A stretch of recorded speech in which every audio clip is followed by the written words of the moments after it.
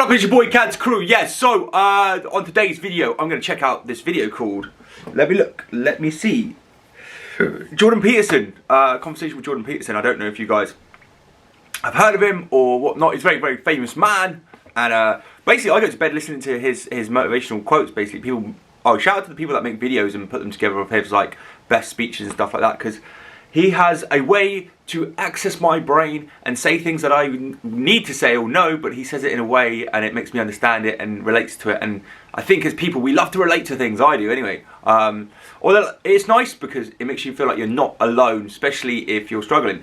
I'm not really struggling. I just like, you know, my brain is an endless form of deep space.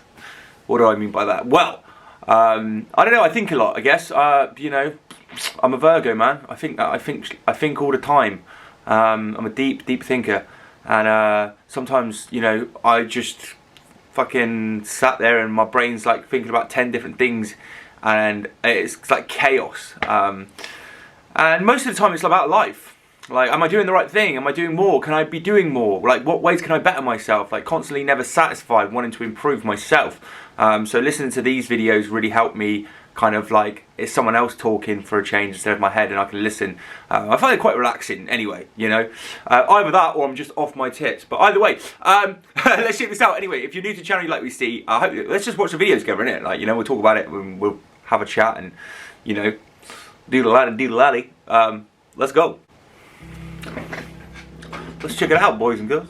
You said that a harmless man is not a good man. A good man is a very dangerous man who has that under voluntary control. How should people become more dangerous?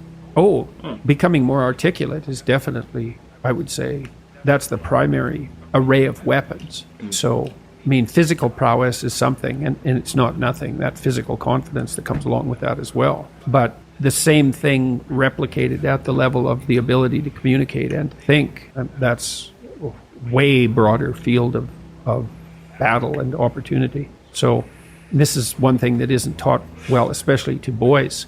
It's more important to teach it to boys, I would say, because they're more skeptical of the educational enterprise in general, generally speaking, partly because they're less obedient, partly because they're less agreeable. That's particular. That's true. I'm less agreeable. I am less agreeable, and I guess going back to childhood, I've always been the type of person to think from an early age. The system that is in place currently for like generally working people, like the rest of most of the world, like we all do. I just thought, nah, mate, nah, that is not me. Like, that is not how I want to see life. I don't want it to be something like doing a job you don't like. I mean, I get it from outside sources, like of people saying they don't like their job or they're unhappy, but they have to do it, and that immediately made me unhappy, that idea of things, and it stuck with me ever since. So, you know, again with the YouTube and doing something that I enjoy, whether, you know, the possibility of it becoming a full-time thing is amazing in itself, to reach for a goal like that. But yeah, man, it's like, I don't want to do like a normal job. Like, imagine if I could do my YouTube videos and speak to you guys on a daily basis and inspire people and help others, man, and like be like, oh, I'm a perfect. Honestly, guys, if I do make it on YouTube, trust me, I am an example of pure, just relentlessness, determination and consistency. Because, mate, I do videos that have got hundreds of thousands of views. I've got videos that got like 90 views, right? And that is, and you know, and you get your up days and your down days, and I don't know whether a video is going to do 90 views or 1,000 views. Like, you just don't know, but you keep going because you enjoy what you're doing and you believe in what you're doing. So you know, to the system that is telling you that you have to do a job that you don't like, yeah, they've definitely put it in place, so it makes it difficult if you're not part of that system. But breaking out of the system is the case. Follow the system until you can break out of it, you know? That's the way I've looked at it. The truth is easier to deal with. So what do you tell disagreeable boys? There's nothing that makes you more formidable than verbal competence, than being able to articulate, be able to think, to marshal your arguments, right? It's a battlefield metaphor. Get everything in order, all your information straight, you know, to marshal your forces. And so, I mean, that's part of the reason that rap artists are so popular, especially among disaffected young men, black and white alike, because they're unbelievably articulate. Like, they have this incredible verbal prowess. It's unbelievably attractive. You know, and it's associated with genuine artistic and redemptive activity. I think of Polo G when I think of him saying that quote about rap artists being articulate, because they are able to say things that you think and feel possibly on some day-to-day basis, especially Polo G, man. I feel like that guy just knows what you're like. He has the ability to do that really well, and put it into words in a song that you like and want to listen to, as well as the words being something that you're very much like, oh wow, that's yeah, I feel like that too. Often focusing on something that's approximately the voice of the underclass, let's say, but a powerful voice, right? And it's interesting to see how many young white guys identify with that.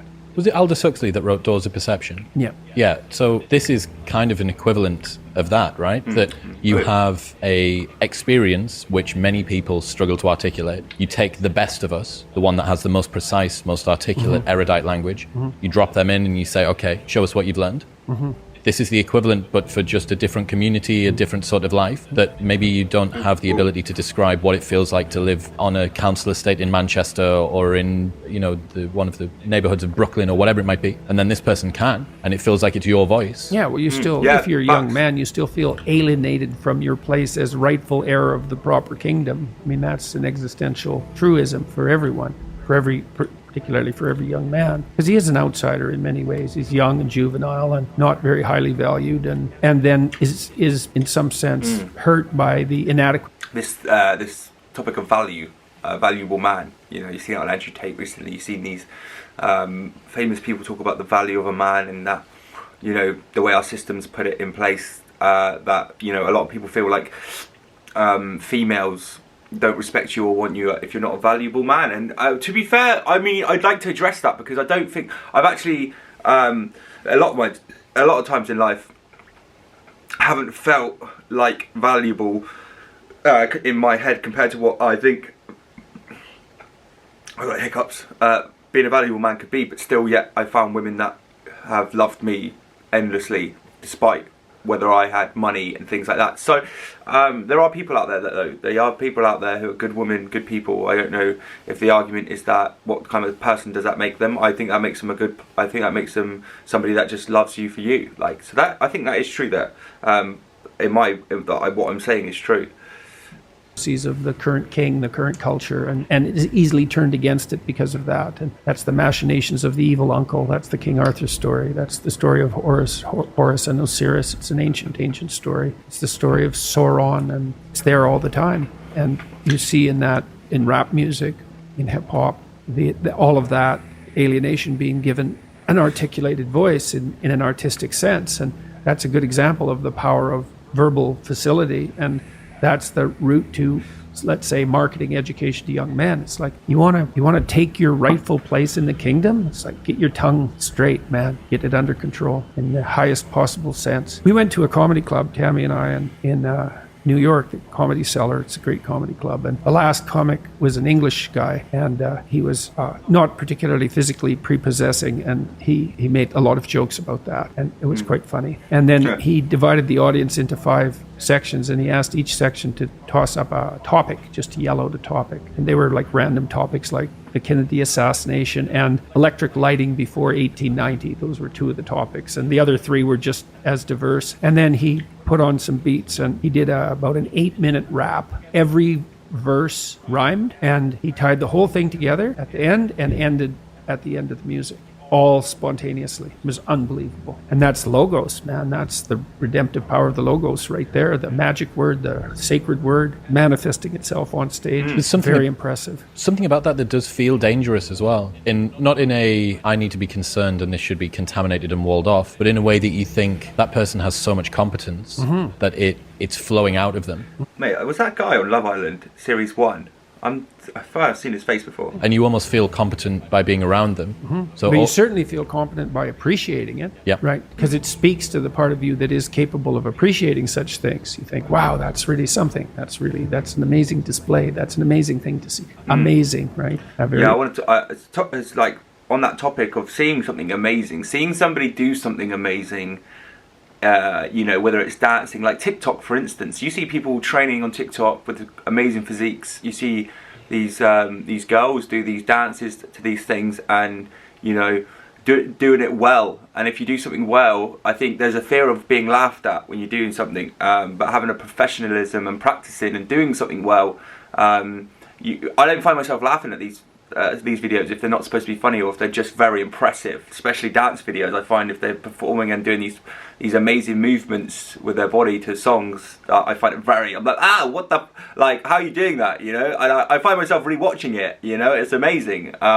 So yeah, that ability to stun somebody from doing something that you could possibly think maybe silly, but doing it well, it's so powerful, man. So that's another thing there. Interesting word, amazing. So you're trapped, and you're trapped by the charisma of that. And that charisma, that's not nothing. That's a signal of something redemptive occurring. That accounts for virtually all of the attraction of hip hop and rap. It's the articulated voice of the struggling but worthy underclass. I suppose that's a good way of putting it. But those who are alienated from their rightful place. And so that verbal prowess is one of the ways they struggle up towards the light and that's a good example of that, of having that danger under control, because it's a dark genre in many ways, right? There's a real undercurrent and air of violence that surrounds that and its culture, like the punk movement in the UK back in the late 70s. Same sort of thing. Yeah. But that capacity to express that in a poetic manner, in a compelling manner. Johnny Rotten was great at that. He was so intense. He worked with PIL afterwards, Public Image Limited, is that it? Public Image? I think so. He has a song called Rise, which I used to show my clients all the time when I was starting assertiveness training with them. I'd put on Johnny Rotten's Rise, and the line in there is "Anger is an energy," and he's got these unbelievably intense eyes. Anger is an energy. Anger is You an bet. energy. And I like John that. Lydon, man, he could channel that like almost no one I've ever seen. Anger is an energy. Heartbreak is an energy. Failure is an energy. Things that disappoint you, things that motivate you are failure, depression, these things are strong motivating factors that you can use. Sometimes when you don't have anything around you to motivate you, look inside what frustrates you, you know, turn that anger, because anger is a powerful passion, turn it into something positive. Use the fact that you're annoyed and you have that energy coming from the anger of, like, you know, wanting to just go let the anger go. Use that and push it into a you know, like a positive thing, like, you know. But oh dear, the video just cut off. Anyway, but you understand the point that I'm trying to say. Obviously I wanted to make the video around 10 minutes because it's a reaction video, and you know, I'll leave the last couple minutes of the original video in the link description below, so you can watch the rest of it. But yeah, so sometimes my because I record on my phone, so if once the screen goes black, the screen recording cuts off. So and then it's too difficult to edit, really. To try and get it back on to time it's all be out of time. It's my fault. I need to get a better setup. But we will eventually as well. This year we will have a better camera setup and stuff like that. But bro, like I said, man, not making it deep at all, just having a good little like look into this sort of video and talking about it, like and like, I guess this is my first video to do it, so you know, the response and see how things go possibly could be good. But yeah, man, let me know what you think of this video. And let me know if any of you relate to my thought process on this, and if this is relatable to you. So thank you for watching. I hope you guys are well, and I will see you in the next video. Have a great day. It's your boy Cad's Crew. Let's go. Make sure you stay positive out there, though, guys. All right, stay positive. Keep working on your dreams. Keep doing the right thing. Listening to your moral voice is probably the most important thing. Advice I would say. If the conscience or your conscience is telling you something is bad, don't do it. Then and don't go against it, really, because then that's a start to something. That's a start to a line. That's something that I've personally done. I listen to my conscience. You know, and if you don't have a conscience, then you may be a psychopath. So anyway, let's see you in a bit. Yep.